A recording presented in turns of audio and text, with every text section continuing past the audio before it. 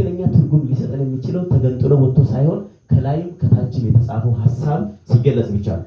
ስለዚህ በእኔ በቀር ወደ አብ የሚመጣ የለም ያለው ምን ጥያቄ ስለተጠየቀ ነው? አናውቅም መንገዱን ወደ አብ ጋር እንዴት እንሄዳለን? ስለኔ በቀር ወደ አብ የሚመጣ የለም ስላለ አማላጅ ነው ይላሉ።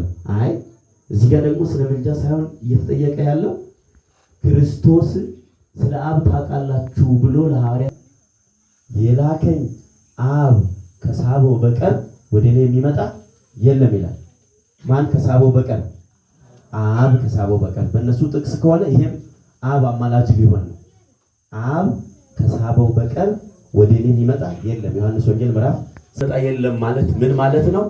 አብ ካልገለጠለት በስተቀር እኔን ማወቅ የሚችል የለም ማለት ነው።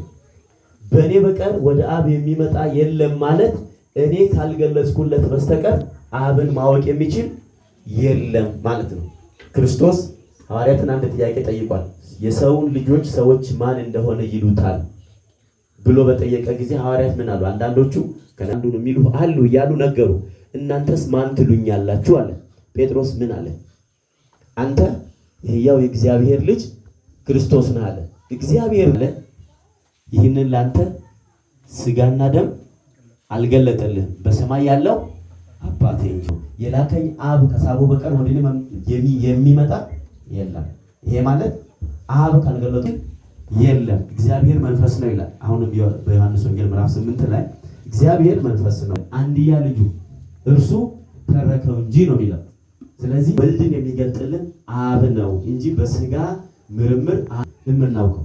ስለዚህ በእኔ በቀር ወደ አብ የሚመጣ የለም ማለት አብ ከሳበው በቀር አብ ሲገልጥልን ወልድን እናውቃለን፣ ወልድ ሲገልጥልን ብቻ አብን እናውቃለን ማለት ነው እንጂ ወልድ አማላጅ ነው ወይም ደግሞ አብ አማላጅ ነው ለማለት የተጠቀመ ቃል አይደለም።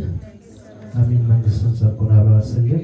እሺ፣ ከዚህ በመቀጠል ወደ ቄስ ፈቃድ ነው እንደቆያችሁ አሜን። አምላካችን ስም ዘወትር የተመሰገነ ይሁን። ስርዓት መናገር ስላለብን ማለት እኛ እንዳንመንተው ሰዎች ነን። ክህነታችን ያስከብራል። እውነት ላይ ያጨበጨባችሁት ለክህነቱ ሊሆን ይችላል። ክህነቱን ማክበር ይገባል እና ወደ ጥያቄው ሚስጥረ ሥጋዌ የለም። አሁን እነዚህም ጥርት ያለ ትምህርት ካሌለ ወደ አንድ ጎን ማድላት ይሆናል ማለት ነው የሚፈጠረው ክፍተት። ሚስጥረ ሥላሴ ላይ አብ ስልጣን አለው፣ ወልድ ስልጣን አለው፣ መንፈስ ቅዱስ ስልጣን አለው። ስልጣናቸው እኩል ነው፣ አንድ ነው። እንደውም እኩል የሚለው እኮ ራሱ አይገልጽም። ታውቃላችሁ አይደል? እኩል የሆነ አንድ ያልሆኑ ነገሮች አሉ። ለምሳሌ የአንድ ኪሎ ስኳርና አንድ አይደሉም። እኩል ራሱ አይነገርም ማለት ነው ለሚስጥረ ሥላሴ። አንድ ኪሎ ስኳርና አንድ ኪሎ ስኳር አንድ ናቸው? እኩል ናቸው? አንድ ናቸው በሉ እንጂ ስኳርና ስኳር አይደሉ? መጠናቸው እኩል አይደለም? ስኳርነታቸው እኩል አይደል? እኩል ነው። አንድ ኪሎ ስኳርና አንድ ኪሎ ጨው አንድ እኩል ነው። አንድ ግን አንድ ኪሎ ስኳርና አንድ ኪሎ ሥላሴ ላይ እኩል ራሱ ተብሎ አይነገርም። አንድ ከሆኑ የባህሪ የክብር የአምላክነት የስልጣን መተናነስ ወይ ዝቅ ማለት ወይ ከፍ ማለት የለም ማለት ነው። የአብ የሆነው ሁሉ የኔ ነው አይደል? ያ ወልድ ኢየሱስ ክርስቶስ የአብ የሆነው ጸሎት መንግስት ሰማያትን ማውረስ እንዴ ወልድ እየለመነ መንግስት ሰማያትን ያስወርሳል ከተባለ እኮ ከአብ ጋር እኩል የሚለው ይፈርሳል። ታውቃላችሁ አይደል? ይሄ ይፈርሳል። ይሄን መናድ የማይቻለው ሚስጥረ ሥላሴ ይፈርሳል። ማይናደውን ሚስጥረ ሥላሴ ነው የምናፈርሰው። የአብ የሆነ የወልድ ያለለ የት ነው? እስቲ መንግስት ሰማያትን ማውረስ ነው? ህይወትን መስጠት ነው?